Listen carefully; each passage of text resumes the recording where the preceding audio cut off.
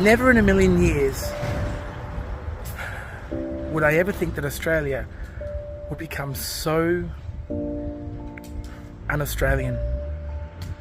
2 weeks ago, we saw mass protests for Palestine, and in those protests we saw flags being waved for ISIS, for Iran, for Iraq, pictures being held up of the Ayatollah Khamenei, who is a known dictator who unalives people that doesn't agree with him. We saw people simping for Hamas, which is an organisation which is basically, we know what it is. Everybody's shouting against Israel, everybody's shouting against America, against Australia. This anti-Western sentiment in Australia. Never in a million years did I think that Australia would become like this. And now the media is presenting this 31st of August march as racist. Of course they did. I mean, we wouldn't expect now the media to do anything else. Let me warn you, Australia is headed for its first civil war. That's not hyperbolic. It's not just over the top, exaggeration. It's literally heading for massive, massive unrest.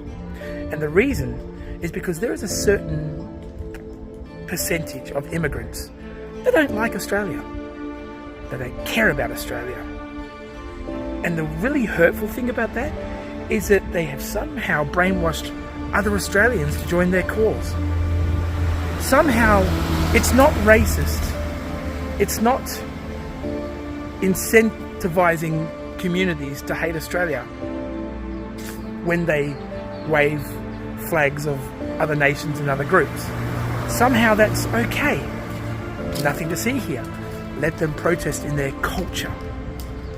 But if you dare raise an Australian flag in Australia, anywhere in Australia, well, you may well be escorted by police and possibly charged with a hate crime. When the hell did it become a crime to be a patriot? When was it a crime to wave the Australian flag? What the heck has gone on in my country? You can go and wave the Palestinian flag, nothing to see here.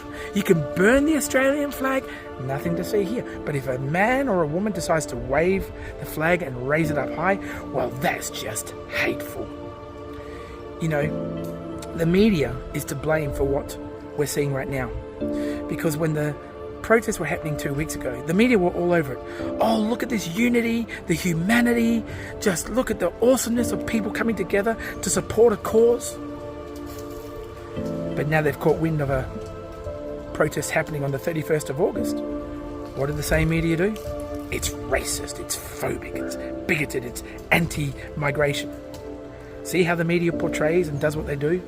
Do you see that behind the media there are people pushing for a narrative? Do you see that they want anarchy? Do you see that they want problems in the country? Do you see that they are literally forging people in Australia to go against each other? I am not anti-immigration. I'm all for immigration, but I'm for controlled immigration. And I'm also for vetting who's coming.